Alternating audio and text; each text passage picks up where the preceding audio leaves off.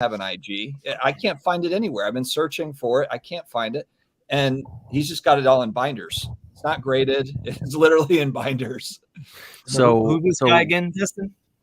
I was just saying, so for Stranger Things cards, I've been buying some of the more rare stuff, but some of like the really, really rare stuff that you never see are like triple auto. So it'll be like 11, Mike, and Hopper, for example, and it's like numbered out of 10, and it's coming out of like the Upside Down set or maybe season 1 or season 2. But like I've never seen these cards in the wild, or they might pop up on eBay and you see like 1 or 2 of them, but they're listed for like $10,000 for like one of them, you know. This guy has like he has like binders. He sends me like these pictures, a few different pictures. He's got binders. That was the question. Who is this guy? I need to find out who he is. I'm not going to tell you who he is. He's on eBay. I'm not going to tell you. But rather than put a price on it, he asks you. And this is what you could do: A, when you don't need the money, and B, when you know what you have. You could say, you know what would you offer me on this? So he's just like, you know, and you're like, I don't know, like, is he willing to take anything? Do I go high? Do I go low? I don't want to like offend him. It's almost like when someone says that, you almost don't want to give him an offer, right? You almost like I'll hold off. So he showed me catch-22. He showed me one of them, and I just like because it was like name your price. Well, it's like I'm not going to go high because, you know, like I don't know what he's expecting. So I said $700 for one of the triple autos, and he's like, dude, I've spent like tens of thousands of dollars on this binder, which actually made me feel kind of good because then it was like, and he got them a while ago, like he got them like a couple of years ago. So that means that like he paid up before. Like, I'm not saying that people know about it now because they don't even now, but he paid up for it like when nobody gave a damn, you know, like no one even knew that they had cards type thing, you know. So anyway, funny story. Wow. Yeah, man. Good stuff, man. And so cousins, before you guys came on, we were just talking about how Dustin is Satan and how there's, you know, there's one. Yeah, there's some content creators out there, or should I say, like, I don't know, they're not really hobby watchdogs, but they're like, I don't know, content watchdogs. I don't know. And some people think that he's Satan. So, you know, I think that when people start to discover when people start to discover the fact that, like, oh, there's content, and then they start kind of going on YouTube or going on podcasts, and they start seeing like the same kind of faces pop up, like Sports Card Dad. Oh, I see this guy's videos everywhere. Or, oh, how does he have so many subscribers or followers and stuff? You know, I think it's easy to think like they're Satan. They sold their soul. Who's backing them? Who are they a puppet for, kind of thing, right? Because no way can anyone just be consistent and put out good content and work their way up and earn those kinds of views or those kind of subscribers or those kind of followers. So I don't know, like, what are your thoughts on that, Dustin? Just with people just thinking that like you're part of the Illuminati just because you have a consistent following and you put out consistent content. No, I don't. It's weird because even though he called me Satan, I don't take it personally that way. I don't take it as like I didn't flop on the ground and start crying. And, you know, like I've said, like, for some, now I haven't showed necessarily that one to my kids, but like we've talked about other ones, and we've like laughed through a lot of the stuff because frankly, like a lot of it is really funny. But I also look at it as just the same way that I try to entertain, that other people have their own version of their entertainment, which it might be a little bit harsh, but it also just might be what they think is funny or what, you know, whatever. So it's the internet, you can do what you want. I just kind of like, if anything, maybe I'm a little bit flattered that there's dedicated video. I think he froze a little bit. Illuminati got to him. See that, dude? The Illuminati's like, don't give away the secret. He was talking too much. There we go. He got me. He got me. It's funny. I've actually I remember the one time I referred to myself as a hobby plant because it was like, you know, it's always, and nah, dude. I mean, listen, we haven't been invited. I don't know about Oz. I can't speak for him, but I haven't been invited to any secret cut your hand meeting or anything like other than the Wolfpack one. But we're blood brothers now. Yeah. So Rob, if Dustin is Satan, who the hell are you then? I mean, you're just as bad. So you got a video coming out every 2 minutes. Like, come on. Yeah, you're next, Rob. You're next. I don't know, but I have no idea. But so I was talking to Dustin on the phone. Was it yesterday morning? I think, right? And I said, how would you put out a video every single day? And how long does it like? I was trying to like kind of pick your brain as far as just the time it takes, because you put out consistent content, you put out good content, and like I told you, Dustin, there's been some things where you're one of the first to release a video or report on it. And this is why last week I texted you and I said, how important is it to you? I asked just straight up, just cold text Dustin. And I said, how important is it to you in your brand to be first? Because this is like what I was thinking. I'm just like sitting here, I think in bed watching TV, and I'm like, and I'm like, I'm going to text Dustin this because I am curious about this. And his response is, why? What do you got? What story do you got? But seriously, so like, but the thing is, like, I go to Dustin and I go to his videos, and without a doubt, the same way that Mike Francesa, the sports pope of New York, has helped me shape my sports fandom. Like, listening to him just over the years, it's just like I end up agreeing with everything he says. He just has completely influenced the way I see things. And I can see that with like going to Dustin and his content, like, yeah, you know what? Maybe Fanatics shouldn't buy a grading company. Yeah, he's right. That would be bad, So it's like, but I don't even know where I'm going with it. That, man. Yeah, well, Bob Boozle said I was probably the kid in school that finished his standardized test first in class. Makes me mad, but good videos. But that might be true, but then I got half of it wrong because I just wanted to get the test over with.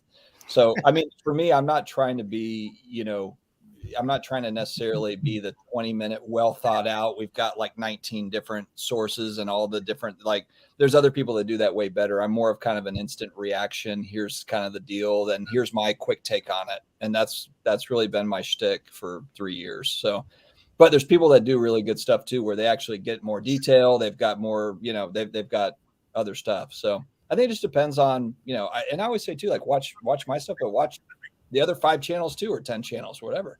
I like to do that. Get different takes. Yeah. But anyway, I appreciate that, Rob. Yeah, without a doubt, man. And listen, my apologies if I'm just putting out private conversations. That's kind of like what I realize I do sometimes. But if it's something that I realize is like should be private, I'm like, okay, I'm not going to say that. I use my better judgment there. But so this pop culture stuff, do you guys think that it's going to be around? Like, it feels like it's been hot the last 6 or 12 months. Like, is this just one of these things where wrestling had its time in the sun last year? All these different things are kind of, or does it feel like pop culture cards are gonna stay when it comes to sports cards and still kind of lurk in those same circles? Well, I'll go first with that. I really do think that. I mean, the thing when it comes to sports and pop culture's always been there. It's in the background. These are the shows, or if you're a huge, just say, even Seinfeld, they got cards for Seinfeld. You got a couple autos. Yeah, exactly. You know what I mean? So PSA 10, it's a Pop 2. This was a gift from Ken, Sports Card Lessons. Oh, look at that.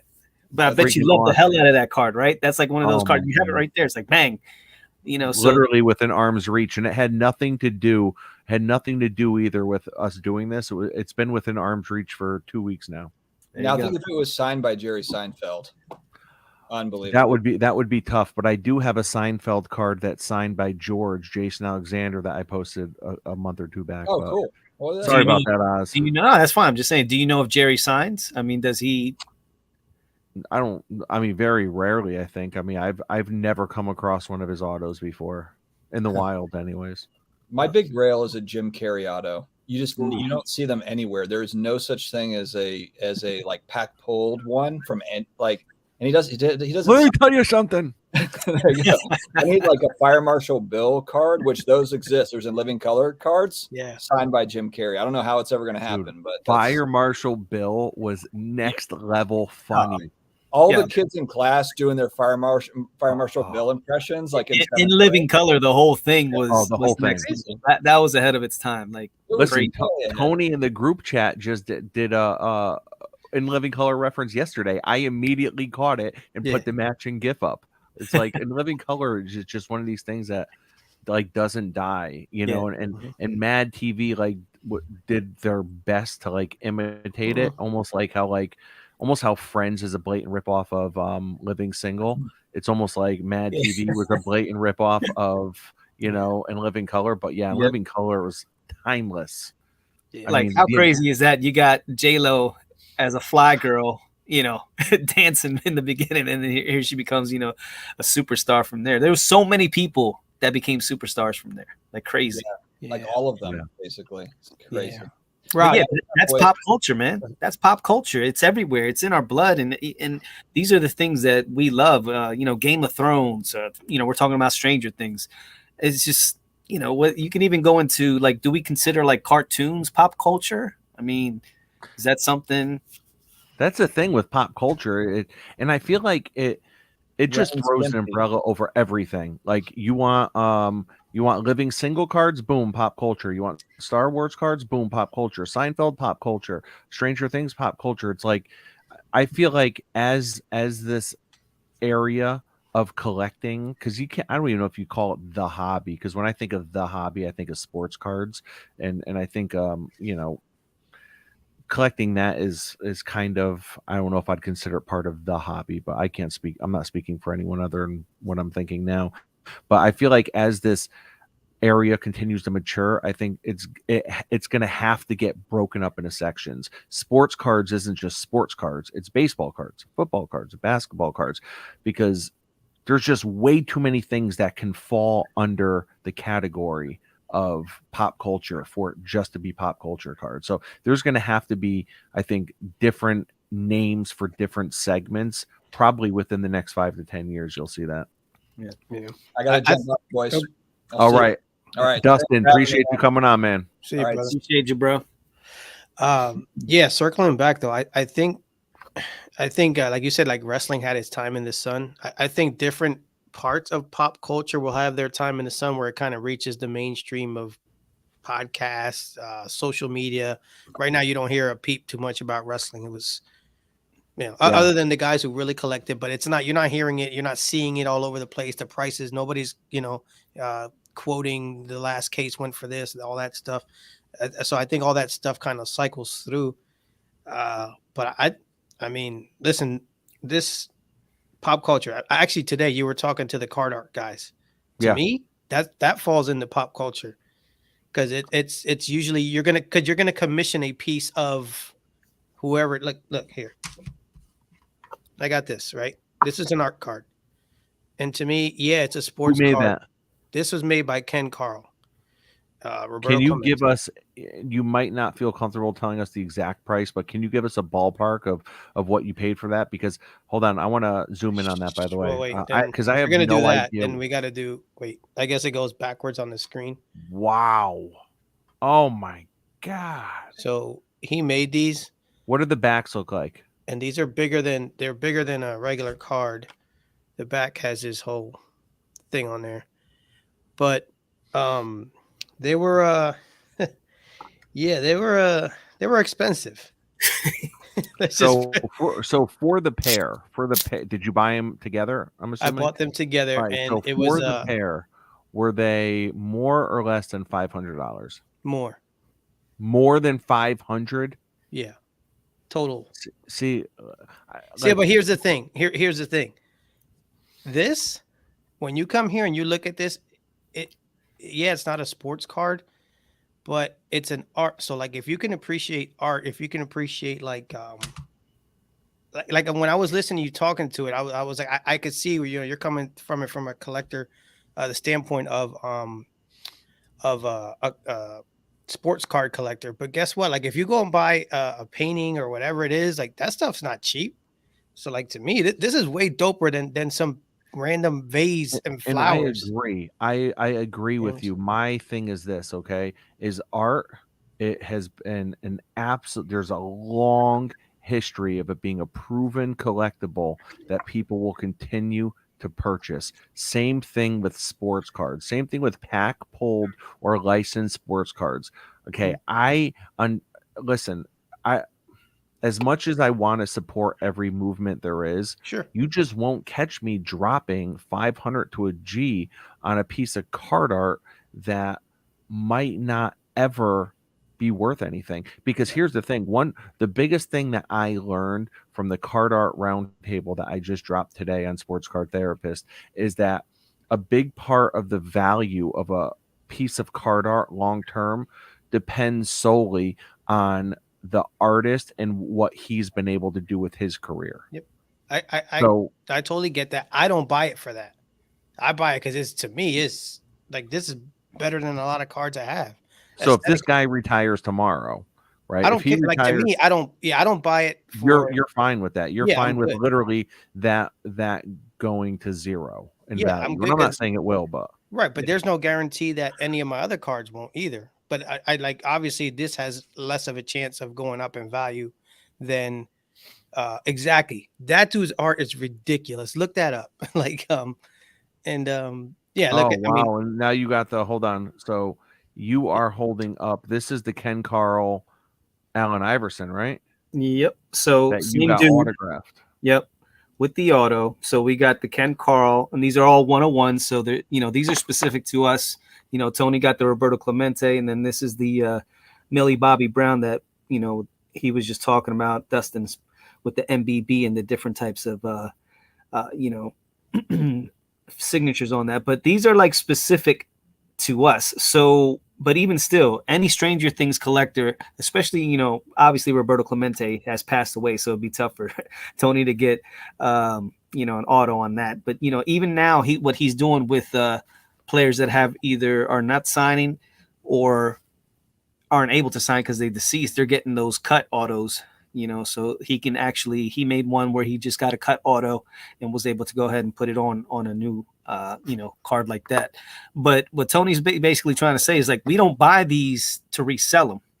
We're buying these because we love, what the art is and the person that's on here. So whether Stranger Things or, Allen Iverson or Roberto Clemente, the fact is, it just means a lot more to the buyer. So it's just one of those things. And if later on down the line we decide to sell, if it doesn't sell, oh well, that means way more to us, the intrinsic value than just, trying to get some monetary value towards it. And it's just a different type of thing, And like Tony said, in what one of the guys said on your roundtable today, it's in the eye of the beholder. And that's pretty much sports cards is the same deal. Yeah, you have your certain markets, but at the end of the day, a card is only worth what somebody's willing to pay it, and it's in the eye of the beholder, that person that's purchasing it. So you can have a card that you purchase for $50,000, but if nobody agrees with it, it is whatever they're willing to pay for it. It's similar to art cards, just like you're saying, it's a little bit more established with sports cards, but when you get into the art card realm, it's just a different type of feeling that you're getting with these cards. So it's just like, if you don't have, like you were talking about getting an Eli Manning one, you mentioned it several times. If I were to get an Eli Manning, I bet you if you were to get Ken Carl to commission an Eli Manning and then you get it signed, I bet you that would be a highlight of your collection. And you wouldn't be talking about, man, what can I get to sell for this? You'd be like, yo, check this shit out. You'd be showing it off every damn day. And everybody like, oh, but who made that? Ken Carl 101. Da, da, da. And but it, some people be like, that's nothing. But to you, it would mean way more. Yeah. No, I'm glad you highlighted that. I don't, like I said, it's not about speculating artists. It's just, to me, like I said, I like it. It's just something that it sits in my collection. Now, then you got my pop culture stuff is all like this stuff. It's all Mike Tyson Punch Out stuff, Nintendo cards, things like that. So that's more of the. I love the Punch Out cards. If that's my, if that's that's my pop culture stuff. But the art, like I said, I kind of bundle that into it as well, just because to me it's someone made it, and it's just and all this stuff, man. It's weird. When I look at my pop culture stuff, I don't look at it the way I do with my sports stuff. My sports stuff, I like it, but values come into it right away. This stuff, not at all. You know what? I do tend to agree with you on that. Just in terms of my mindset when it comes to some of these, pop culture cards too. And I hate to even really put everything under that bubble of pop culture cards because immediately it kind of sounds gimmicky, like I have many cards that would be considered pop culture that to me there's nothing gimmicky about it. But I see we have some more comments. So Ziggy is in the house. Ziggy says, does pop culture create hype bubbles at that time, but not as much later? Like Beanie Babies were, but won't be again. Sports are American culture.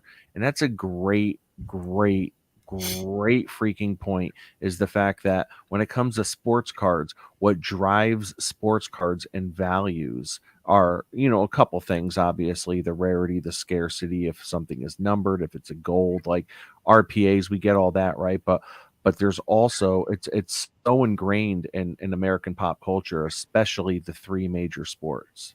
The three major sports are just about as American as apple pie right in 2023. So as long as you have that, as long as you have the popularity in sports and especially with gambling now, I think you're going to just see that much more excitement around sports. But you are right, Oz. I am. My mind is kind of turning though, thinking about possibly getting an Eli or something, a Jeter, a Hulk Hogan, a piece of card art done. And I do have a lot of respect for these card artists, and by no means when I'm like asking these questions or making these comments, by no means is this me like trying to crap on the hard work and the incredible work that they do. I think a lot of the questions I ask is a lot of the things that people are thinking. They just might not want to be rude or might not have a microphone in front of them to actually ask it, so it's like, we deal in a hobby where so much value is placed on sports cards, and really that's a huge part of the fun of it too. A huge part of the fun of it is values going up, values going down. Can I buy low? Can I sell high? Like, curating our collection, all these different things. So card art feels completely different from that. Right. It does. But when you have it, and I can totally see what you're saying. It's like, but it's two different things. When you're a collector, yeah, you buy these sports cards, and you whether it's a Michael Jordan card or an Allen Iverson card or a Roberto Clemente, you have that feeling towards that individual, and you like them as a favorite player or your favorite team, and you collect them, and you're trying to collect their best cards and curate your collection so that it has not only a value to you, but down the line, if you did want to, sell these things off, you'd be able to get some good value and maybe make more money than what you purchased them for. But with the card art, man, they are little mini pieces of art, man. We always talk about that with Topps cards and stuff like that and gold cards, but it's kind of like the same thing over and over again. With say Panini, there's certain ones that you're like, oh my God, did you see that card? But for the most part, it's like, oh, that's a gold. Okay, that's out of 10. Oh, that's rare. We talk about all that. But when you get one of these things that's been commissioned for you and that you talk to the artist and you really said, listen, man, this is my favorite player, or I really love this actress. This is what I'm trying to do. If you can get this for my daughter and just make it just right. And, you really put your feelings and emotions into that card. And then when it becomes reality and you get it into your hands and you see it for the first time, you're like, holy crap, nobody in the world has this. It's just mine. And then, then you're just able to just like, it takes it to a whole nother level. It's personal for you now. And, it's just a different type of collecting. It doesn't have to have a monetary value to it. It brings so much more to your collection. And it just becomes, like I said, like these are all highlights of my collection. I collect AI, but like my favorite card is the Ken Carl with the AI signature, and then now with the Stranger Things, you know what I mean? Like these are my favorite AI card is by far, because I have a story with it, dude. Yeah. I waited in line for 4 hours.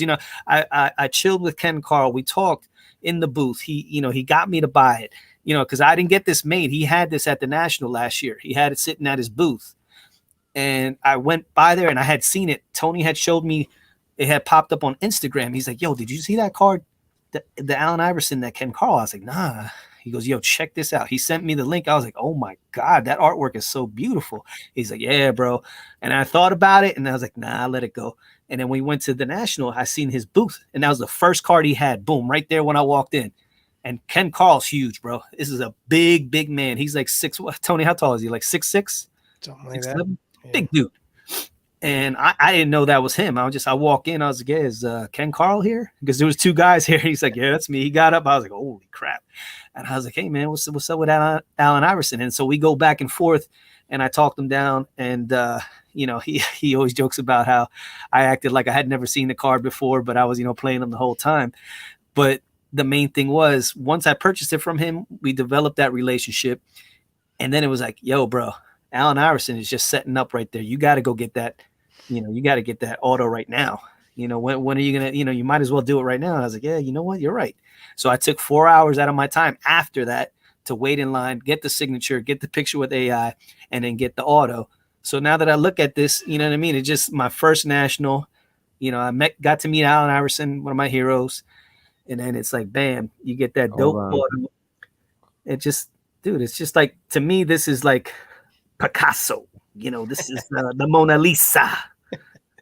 Listen, and how about when these worlds collide? Because now you got the Monopoly ones, where you got the pop culture Monopoly's pop culture thing, and now they got the Prism ones. So I heard Ziggy has a monopoly on the Monopoly card. Yeah, yeah. So when these worlds collide, it's kind of strange to see that, but I'm in the same way. Like I have the Mike Tyson, the rookie, the PMG, and stuff like that. But this is an art card that I got. And it's one of my favorite cards, and it's just because of it doesn't have much. It's not going to have a crazy ton of value at the end of the day, but to me, it's dope, And this is just something that, these are all, to me, this stuff like this is more of a conversation piece. I think that when you have a sports card, usually the first question somebody asks is, "Well, how much is that worth?" Yeah. Where this is like, "Wow, what's that? Who made that? Where'd you get that?" At least that's the conversations I've had with things, art cards or pop culture cards. Where sports cards, it's always how much it costs. Well, are you going to trade it? Are you going to sell it? You're going to do that. Those conversations don't tend to happen with this stuff. I mean, my God, Ninja Turtles. It's like nobody's asking how much Raphael is. They're just like, why do you have that? And then it just leads into the story. So yeah, that's kind of how it works for me with these things. Leads into the story of you growing up in the sewer and getting adopted by a rat. Yeah. And all of a sudden, it just kind of. I was at Casey Jones. I mean, and I don't know why. I mean, I guess when I grabbed all this stuff here, actually, the first art card I ever bought was somebody made this. These is like those ones where they chop them up and stuff. And this is Randall Cunningham. Oh, I love those. These are pretty cool. This is the first art card, that I bought, and it sits on my desk every day, and I think it's a really cool piece. And yeah, I mean, look, Rob's gonna go dig in the crates. Yeah, he got like a box full of art cards. He's trying to play this whole tough guy role. Listen, it's when you have all these. I mean, at some point, we talk about the evolution of the collector. I mean, at some point, you kind of maybe run the gamut of the sports card and just a little different flavor to the collection. Yeah. That's all. So this was given to me as a gift from a podcast listener. He just heard, he knows how much I love Bill Russell, and ends up giving me this at a show. Nice. This thing is incredible. The patch on this, yo, it's him and Wilt battling. And bro, where are you gonna get that? You don't see no Topps card like that. Yeah, that's crazy. The thing is crazy thick too. I mean, I look at it. There's like 7 different layers to this. Yeah. So I'm trying. So the person that actually made the card, you guys probably, when I say who he is, you're probably going to know who it is. He was actually supposed to be on this episode, Samurai Soup. Okay. You familiar with him? Mm-hmm. Samurai Soup. Yep. So he was supposed to be on this round table, but last minute he said he was unable to be on. So I just had on the 2 guys. But yeah, so I'm a fan of card art. I am. I think I think I just love sports cards so much, though. And the whole idea of the value that's tied to it. I think that whole thing. I'm just like, I could spend $500 on a piece of card art, but I could also probably get an incredible Derek Jeter rookie or an Eli Manning, rookie or an incredible vintage card of $500 of worth, and just really good. And then, next week or at the National, you'll move it and it'll be in and out of your collection in about 2 weeks. But you get that 101 personalized Rob the Sports Card Therapist art card that will be in your collection forever. An art card of me. Yeah, I'm getting a sports card there. I want it on the Harley, like George when he was on that motorcycle. It's like that.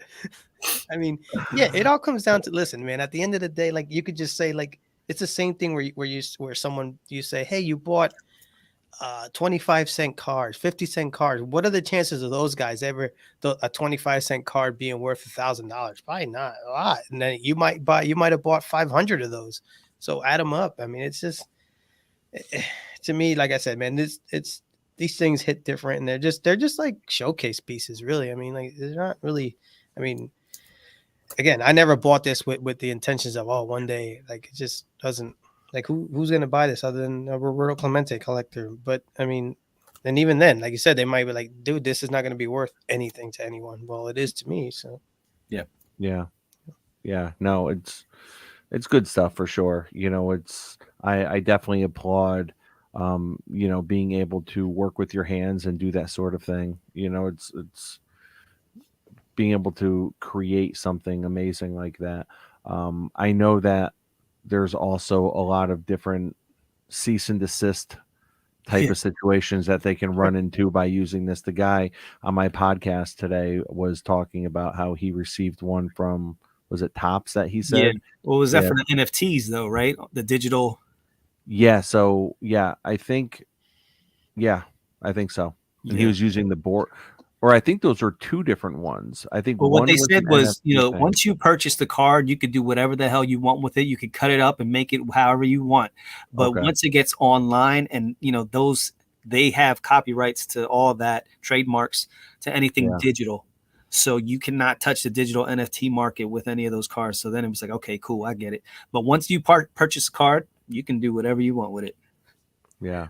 So what's the therapist picking up, man? I mean, as you told, so as far as pop culture stuff, let me see. So like I showed you guys before, this was a gift from Ken Sports Card Lessons, and this is the 2011 Topps. It's called American Pie, Topps American Pie Seinfeld card. And have you ever looked into that set, Rob? No, I haven't. Dude, check that set out. And I recommend anybody out there. It's just, you want to talk about pop culture set. That thing goes and talks about all kinds of, and it has, Seinfeld. I have a Michael Jackson card. It has when Michael Jackson passed away. It has a memorial card that I want to get. But anything and everything that have Nintendo cards, anything that has to do with pop culture or cool things, that set, the American Pie, has in it, and it highlights, Steve Jobs, for Apple phones, and, just all kinds of things. So it's pretty cool, man. Look at you guys. Yeah, I was not aware of that. So I'll just show you a couple things I picked up in the last few weeks, and then my two anchors of my collection, I guess you can call it. So recently I bought, and this is something that I've been looking at. Like I had told Ken Sports Card Lessons this. I had been looking at this for probably since I connected with him a few years ago. This is the 1931 Walt Disney card. So this is a tobacco card, Walt Disney rookie from Will's Cigarettes. So finally I grabbed the right one for the right price. So I picked up that, that's the GC special right there, And he was the only, and this is why I really do hold Dan in high regard in terms of a collector, because I thought I was the only one I knew that knew about this card for so long. And then he is the first person that I met that actually owned one. Yeah, you know what is funny about Dan? That's like everything. There's like all these cards that everybody talks about, and the PMGs and this, that, and the third, and that, and it became the Star Wars, and it was the wrestling, and so he has them all. You know what I mean? So they go in cycles, and we could talk about him, pumping the market, but to have that foresight and say, you know what, this stuff is pretty cool, man, and I like it, and I'm gonna show it off, and people are either gonna love it or they're gonna hate it. But he's been ahead of the game in a lot of these markets, and just like that with the it's just like his collection is just insane with what he has. If you looked at his showcase, you're like, oh wow, it's just like it's next level thinking when it comes to his stuff. Well, and I think part of it is, I think the knock on him partially is that, well, is it that he had the foresight to own all of this, or is he playing a role in the pump of it? You know what I mean? That's like people are like, man, Rob really had the foresight to collect Hulk Hogan. His card's been going through the roof. It's like, well, yeah, Rob's also been just blasting Hulk Hogan for the last 6 months on his podcast too. So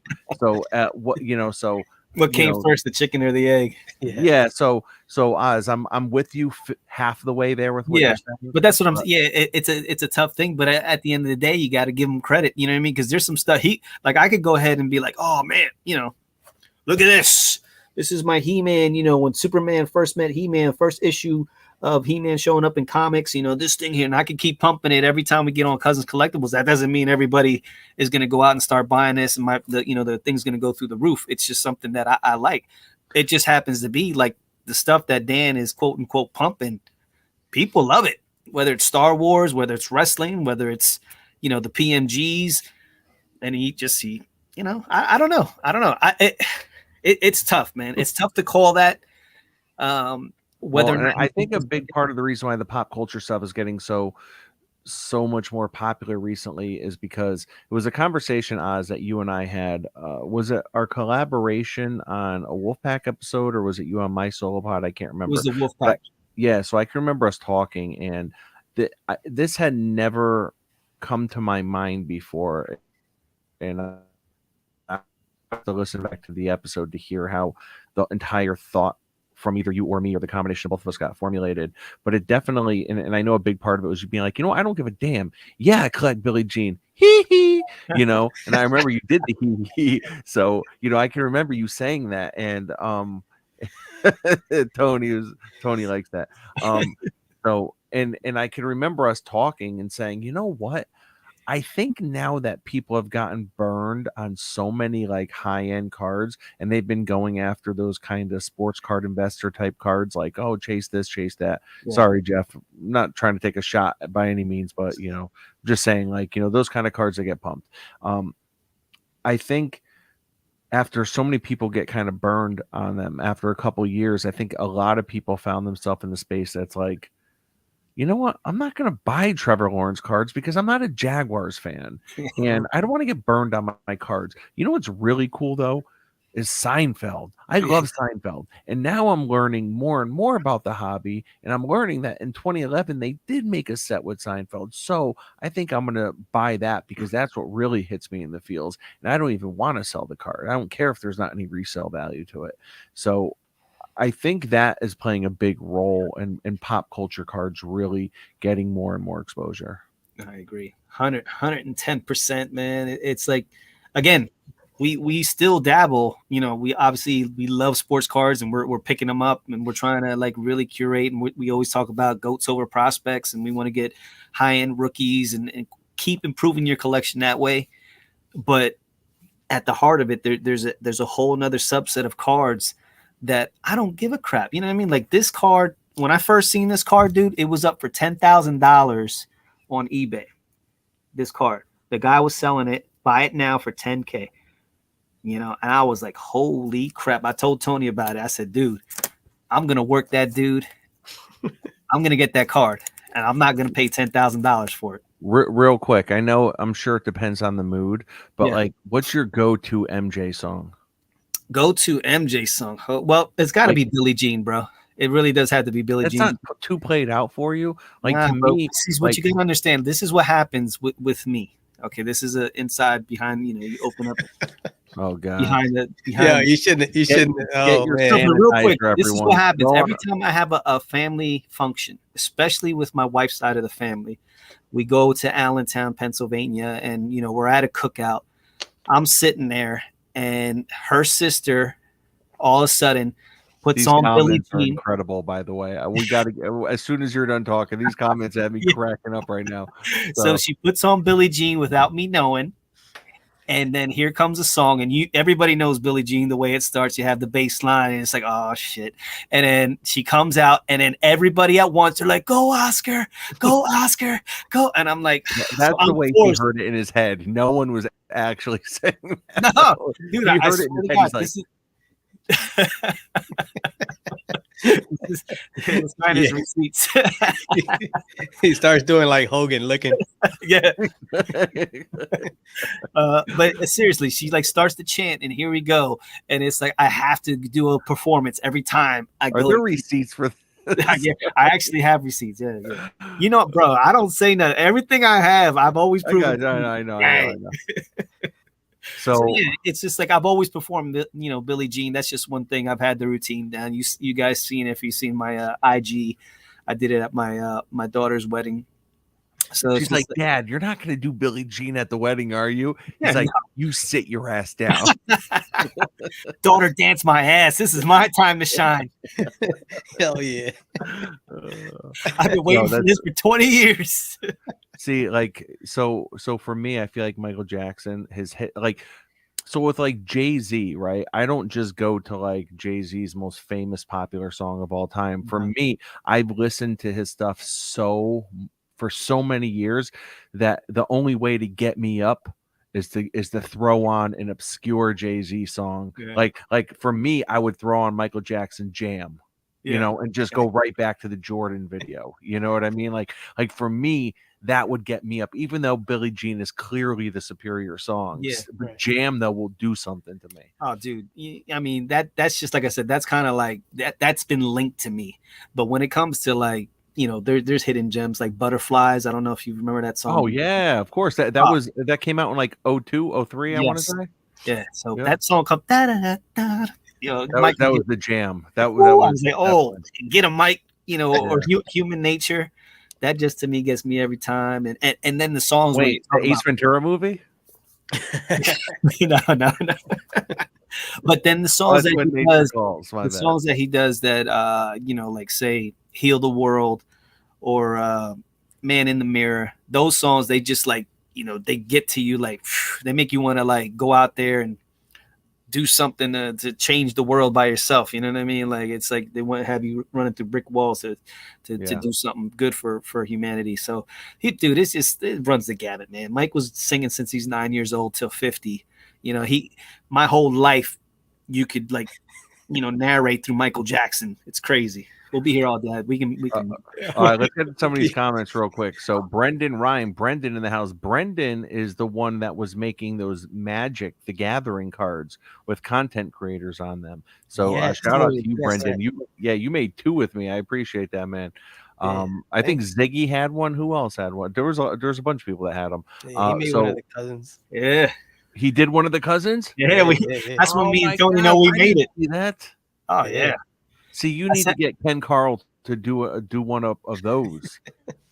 It was a video. It was a video that he had made, and I sent it to Tony. Tony thought I made it. I was like, nah, bro. I was like, Brendan Ryan. He's like, who? He goes, what? Nice. So Brendan says a wrestling legend set for the guys who never got cards has to be in the works. Gorilla Monsoon, for example. Listen, I love Gorilla Monsoon. Oh my God, unbelievable! What about Bob Backlund? Legend. Bob Backlund was yeah, but Bob Backlund had cards though. He had. I'm just saying, but like to me, everybody they sleep on Bob Backlund. He was don't sleep on Bob Backlund. Bob Backlund. Was that? He just has a great name too. You hate Bob Backlund? Yeah. Stop it. So Brendan says Seinfeld collectors. Who are these people? I love it. Phoenix Rising says that Michael Jackson impersonator and wrestler that does the moonwalk DDT on his opponent. Dude, that is one of the funniest videos I've ever seen. Is that guy? Someone please DM me that video, or DM someone that video by the time we get off. Amazing, bro. He's so cool with it. You know what I mean? He's out there doing the moves, but he's like, you know, it's doing he's kicking the dude's ass with it. Listen, the unspoken MVP of all those videos are the opponents that just sell it. Totally. Like, you know, Michael Jackson does like this like half-ass limp DDT, and like the guy's just out cold. Oh my god, yeah. The Way You Make Me Feel, Dirty Diana. I'm seeing Rockin' Robin. What else is there? Free Willy for the win. The man in the mirror talking to Oz. When MJ was Captain EO at the show in Disneyland. Bob Boozle says, Jay-Z, I hear the people talking. Oh, such a great song off Blueprint 2. Phoenix Rising, Annie, are you okay? Mike Petty says, Man in the Mirror is classic. Brendan Ryan, only the goats, he says. Mike Petty says, Gorilla Monsoon doesn't know the difference between a wrist lock and a wrist watch. I thought that was Hulk Hogan. No, listen, don't sleep on Hulk Hogan. People. No, but that's what they used to say. I thought that was a knock on Hogan. That used to be they couldn't wrestle. Yeah. No, that's definitely not. Listen, anyone that knows anything about wrestling knows that. So Hogan used to wrestle in Japan early in his career, even in mid-career. A lot of the wrestlers went over to Japan where American wrestling was huge. And listen, those wrestlers in Japan, they are very technical wrestlers. So Hogan absolutely had skills in the ring. Now on a scale of 1 through 10, someone like Bret Hart or Mr. Perfect, they're like 10. They're like 10. Like Bret Hart, Mr. Perfect, they were so technically sound, unbelievable. Someone like Ultimate Warrior would be like a 1. Like the guy, there was nothing about him. Not Ultimate Warrior. he had the looks, he had the energy. That was it. Every single every single wrestler that he wrestled had to carry him. No one liked wrestling with him. Hogan though, like, and this is no knock on Hogan, he is easily a 6 or 7. Easily. And to be a 6 or a 7, that takes a lot. You know what I mean? So Hogan was no slouch in the ring, and I think most people know that. But real quick, let me get through some of the stuff I picked up. Sure. So some of the stuff I posted on Instagram, some of it I haven't. 1928 Albert Einstein card. I've been eyeing this thing for well over a year. Finally got it. Very happy about that. I thought this was his rookie initially. What was that? I said that is 6'6". So he has another an actual rookie. That's not it. He's got a 1924 card, but this is by far the better looking card. This is by far the better looking card, but he has a 1924 card, which is nuts. Like the price on it. But if you look on this, I don't know if you could tell, but you can see little lines of tobacco from where the cigarettes would get moist, and they would stain the cards like for good. So these are all tobacco cards. Same thing with this Winston Churchill right here. I have a Winston Churchill PSA 4 from 1930. So cool. I've been getting into cards like these. Just picked this up not too long ago, the Snoop Dogg auto grade rookie. I mean, all really cool pop culture stuff. I had moved a few Andre the Giants I finally got another copy. This is an incredible looking copy too.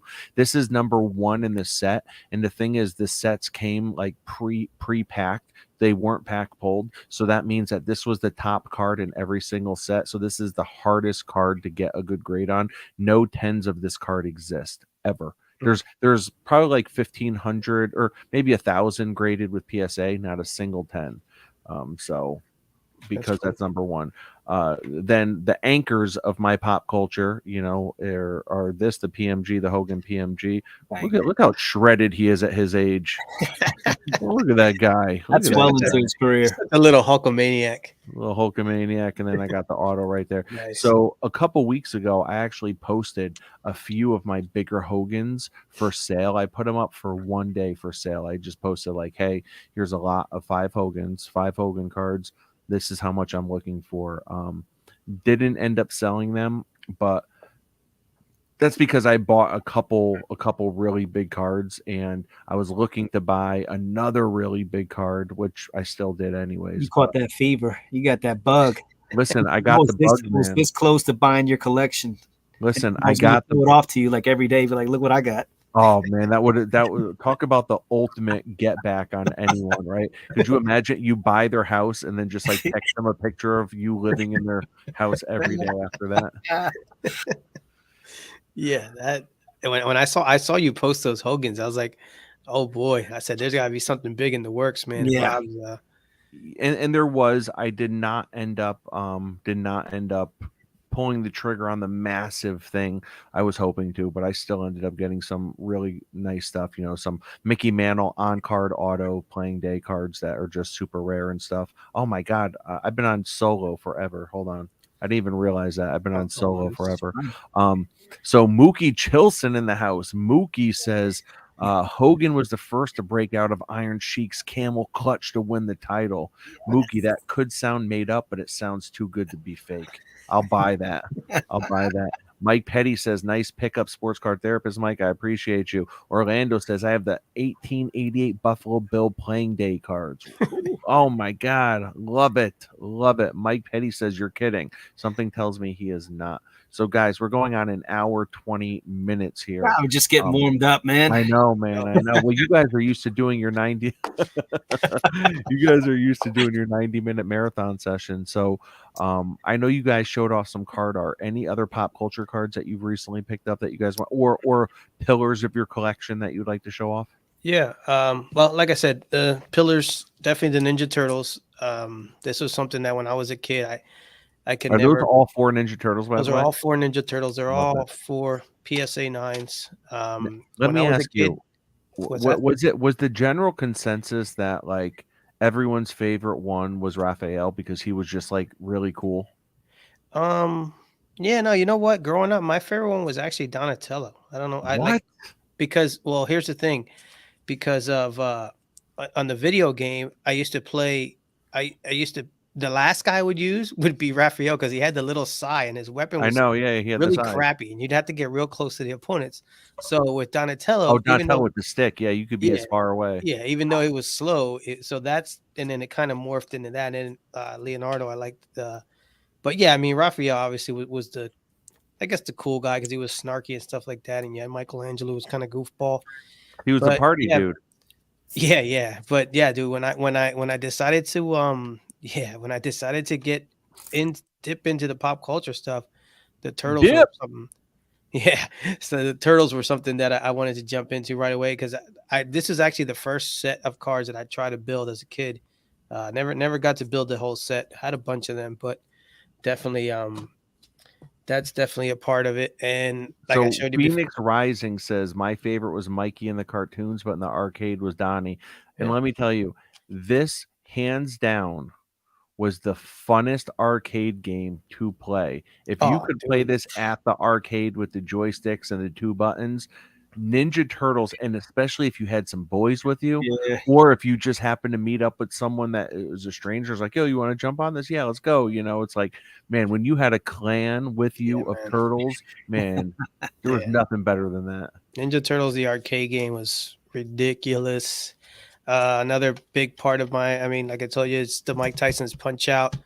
This is PSA 9, Soda Popinski. These are all the 1989 Topps Nintendo stickers, but I haven't really gone after all that other stuff, but definitely got Soda Pop there, got Little Mac. Oh, Little PSA Mac. 9. Him running along the Hudson River. Yeah. This is Don Flamenco, Mr. Sandman, Von Kaiser, and Glass Joe. So these are all this is actually the first one that I bought. This is Gem Mint 10. This is Little Mac and King Hippo. Little Mac and Piston Honda.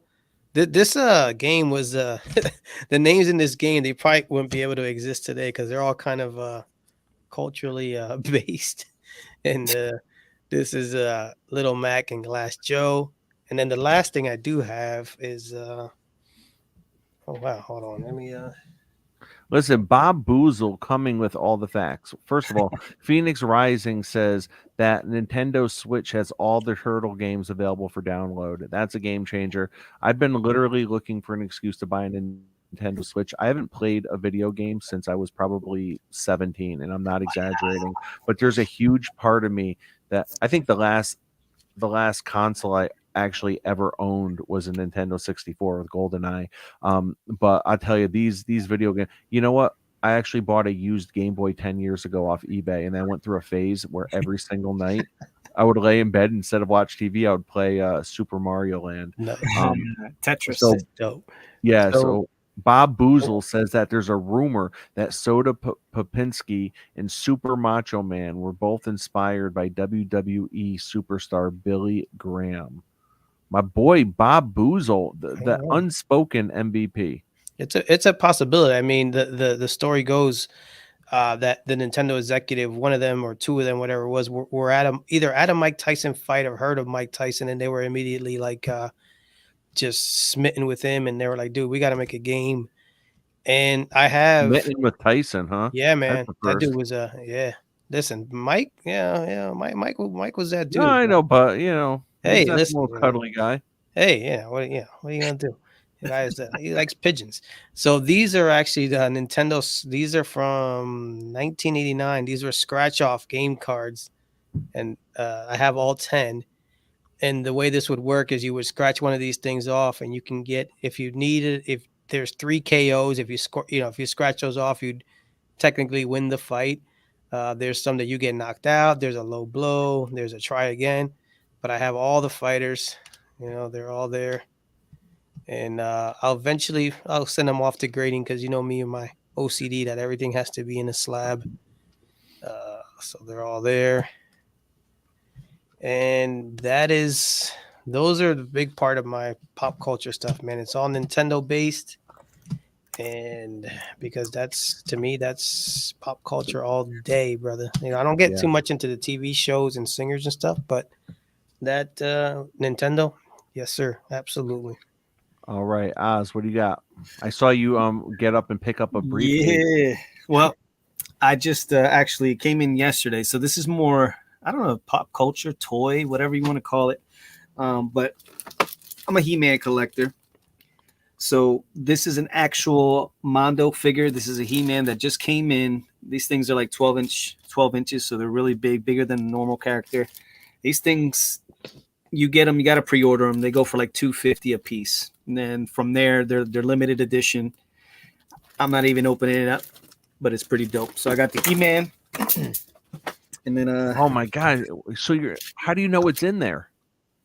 I open it one time, but then I put it right. Okay. Like I don't open it, but you're able to, see what's in there. So that's the He-Man and the Skeletor. But these are like collector's items. Then nerd alert. Yeah, you call me what you want.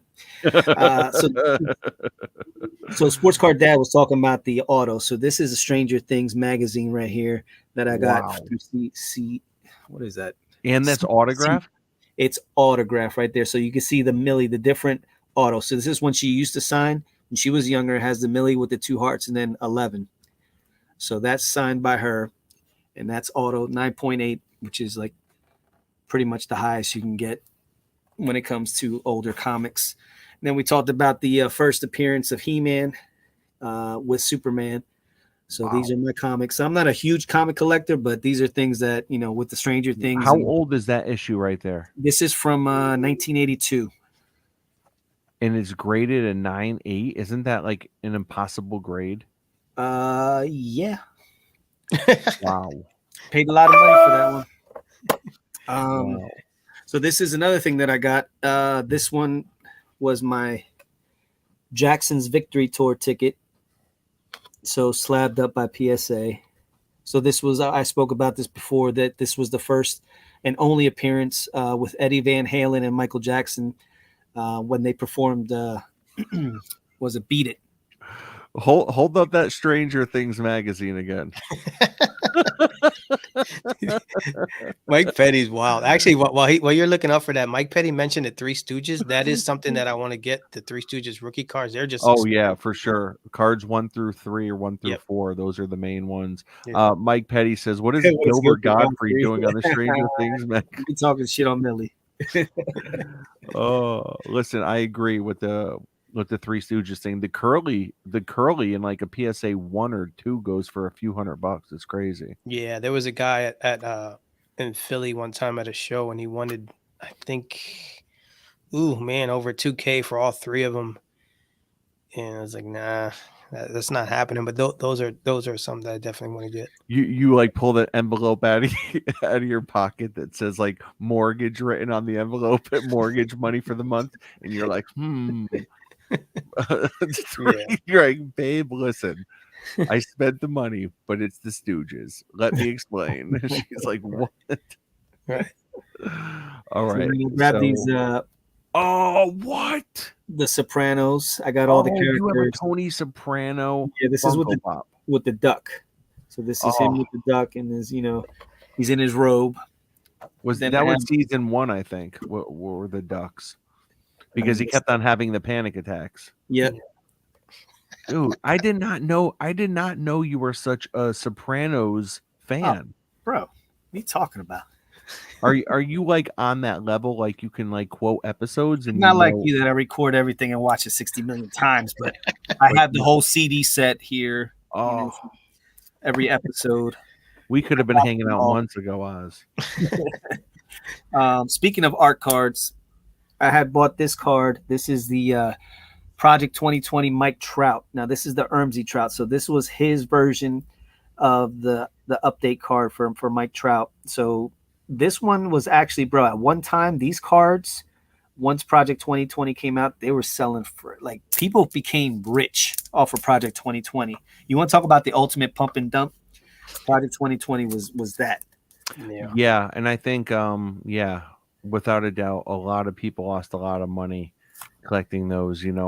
I remember going to shows and there'd be people set up. And even still, I go to shows, okay, and I still will see maybe one table every couple months of guys that have nothing but those Project 2020 cards because they put so much money into them because people truly thought those were going to be like the next PMGs or the next Kaboom, I should say. People are like, oh my God. But I think what happened is, just like Topps does with everything, they print everything to oblivion. And I don't know. There's actually I've read some articles, so there's some good articles out there about what you're talking about in that set and about how people thought that was going to be like the next huge thing. People put like life savings into buying up as many of those as they could, and there are people that like their lives were ruined because they thought that was going to be like such a good investment. That's crazy. If you got in and got out, you made a killing. I don't know if they were selling for a ton out the gate, at any point. I should say, at any point, I don't know if they were. Like, that Mike Trout card, dude. I was watching that for over a year. It went from like when I was looking at it at first, at the height of the market, it was even higher at one point. But when I started looking at it, it was at like 2,500, and then it dropped down to 2,000, then to 1,000 for like a couple months. And I bought a raw card for like $425 is what I finally bought that one raw. And I just sent it into PSA to get graded. It came back. So I might be thinking of a different set then. Is that the Project 20 set? Project 2020. Yep. Yeah. That was the original.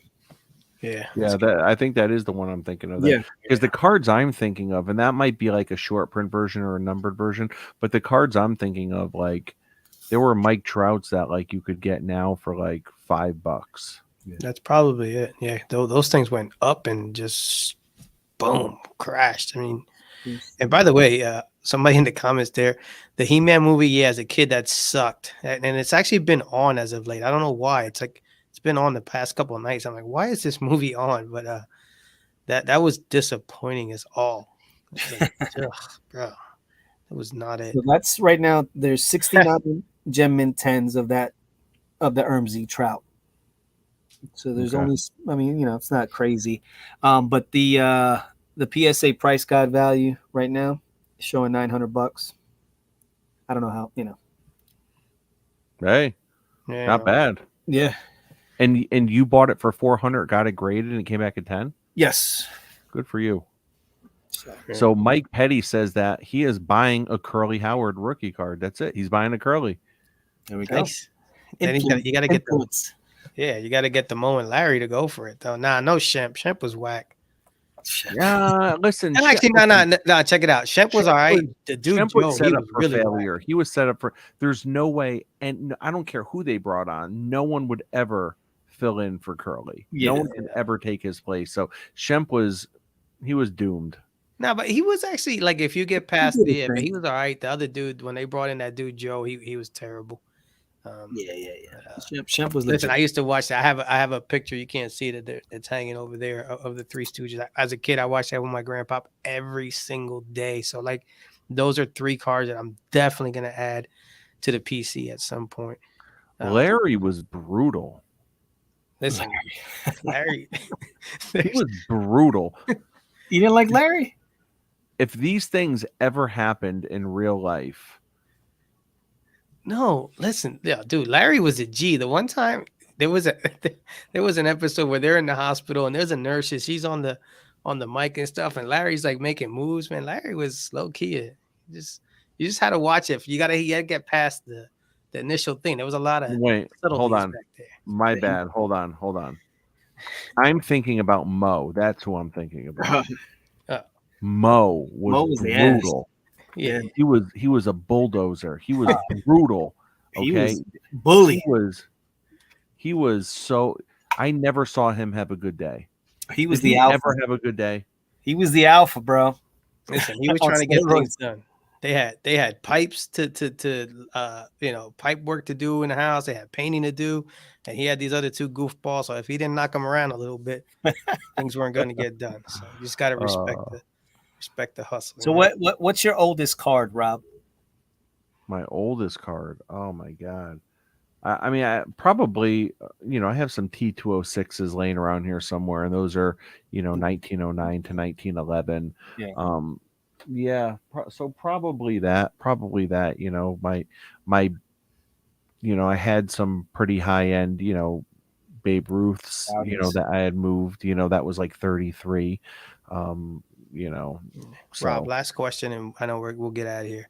When you talk to someone or if someone comes into your house or your collection or you're at work, like people, how do you explain to them what your cards are and what they mean to you? Like how, like, when somebody says you collect cards, like why? Like what's always like your go-to thing? Like, is it value based or like, what's the first thing that when you try to explain? Mo why handed it out is? beatings.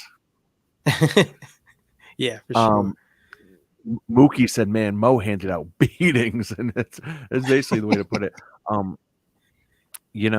I wish that people cared enough to even ask me that question. When Mhm. people come to my house, no one asks me about my cards. It's just what it comes down to. No one asks me about my cards, and You don't and tell it them you're like the doesn't- biggest celebrity in the hobby. They're like, they don't give a crap. They're like, what? What's the hobby? What is that? Is that real? Do you got receipts on that? Yeah, no. Listen, no one cares, and that's fine. That's fine. But it probably doesn't help that my wife's like, yeah, his stupid cards, Yeah. and she like rolls her eyes and says it under her breath, So Yeah, our wives, the 3 of our wives, need to get together and make their own podcast. No, they don't. Just talking smack. no. I bet you they'd have better ratings than all of us. Oh yeah. They're just. Oh my God, could you imagine Housewives of the Hobby or Yeah. something like that? Yeah, I've been telling Dude, look, you just gave. That's the next one on Netflix. You messed up, bro. dang. That's the Yeah. next one. The funniest thing was this weekend. My daughter was over with her husband, and the cards came up. And then my daughter was like, "Well, Mom, you got to understand, Pops, he's a celebrity now. He's all over." She's like, "What? What did you just say?" Well, he's a celebrity. He got like, this. She's like, "Shut up." Shut up. He is not a celebrity. He's a wannabe celebrity. Like, shut the hell up. He's a celebrity. Who told you that? And like, she got like real mad. And my daughter was like, ooh, I guess it's a touchy subject. She's like, you know what, Oscar, take out the garbage. Yeah. Just to punk you, just so you Yeah. know your place. Exactly. I was just like, man, I'm getting out of here. I ain't got Don't time. worry about it, dude. Like the same Hulk Hogan's girl says the same thing to him about him, so it's all good, bro. Yeah. She's like, yo, Terry, go take out the trash. Yeah. Yeah, exactly. No, but guys, listen, this was great. This was phenomenal. If anyone missed any part of this episode, guys, and you listen to podcasts, definitely go to our podcast channel. So the podcast is on Spotify, on Apple, just like Sports Card Therapist is, and just like Cousins Collectibles, and just like everyone else's is. And the exact way to search for it, and I always get it confused, so I actually have to look it up because I think we changed it at one point. But it is, all you got to do is look up the Wolfpack Network, right? Wolfpack Network. So just look up the Wolfpack Network. It's a picture of a wolf with headphones on, and that's it. That's where all of our episodes get posted. So this will actually be getting posted right after this airs. So it'll be good to go for tomorrow. So Beautiful. yeah. Don't Yeah. forget trade night. It's coming up. Trade ready. night at National Friday night. Friday night, the Wolfpack presents the Hobby Hangout Trade Night. Looking forward to that. Oz, we already know you're going to do your Billie Jean, but who else knows what's in store? Who else knows what's in store? You know, Tony might do, I don't know, Tony, what do you do? Your two-step, or do you have Merengue. more moves? Okay, Merengue. there you go. Let's see. Yeah. Can you see that? Perfect. What is that? Oh wow, yo, I'm gonna screenshot that and steal your thing. You got the VIP again? Oh my lord. I was like, I just want to get the bag of stuff. There's some cool Chotskis in there. I'm just going in with Rob as his like handler. His handler. Get the hell out of here. Yeah, no, listen, guys, definitely had a good time tonight. Definitely looking forward to National Friday night right across the street from the convention center where National is, literally directly across the street at the hotel. Friday night, big time trade night, DJ, cash bar, all that stuff. I don't know. Celebrities. Yeah. Hobby celebrities. Bring your pop there you culture. go. I'm hoping Mike Petty will be there. Mike Petty is like a G in the chat, man. Mike Petty's all right. Listen, Mike Petty, Orlando, A Collector's Dream, Mookie Chilson. Like, there's a lot of people who are just like bosses that can content circles around any of us if you just gave them a microphone. It just so happens that we have a mic right now. Yeah. You know, so definitely shout out to them. Amazon. There you go.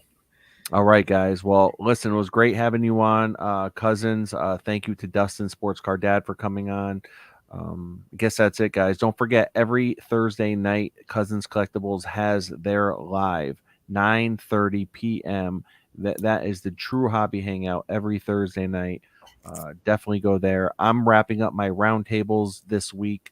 The final one is going to be dropping Friday, and I wanted to get Oz on there, but Oz said he couldn't do it because he had to do the Cousins live recording, which I totally get. I wish I could have scheduled it at a different time. Can you do Thursday at 9? And I'm like, really, Rob? Really? I know. And then immediately, got to get off at I 9:30. said, I know, man. I know.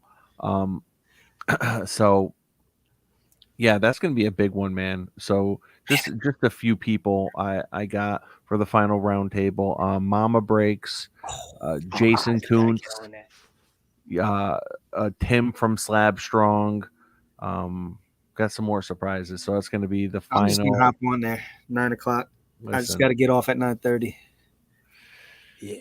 You know, it's one of those things. One of those things, man. But I would love to have you on, man. You know, so if you can get out a little bit early, man, you can shake, rattle, and roll. You know, maybe moonwalk your way home.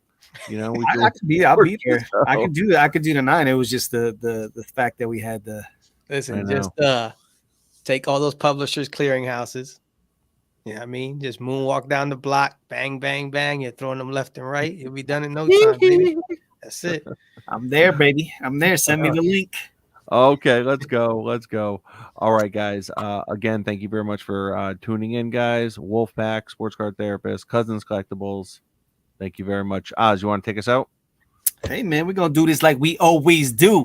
And you know the mantra, baby. Keep focused, keep positive, and keep collecting. Hey, yo, Rob, bring the beat back.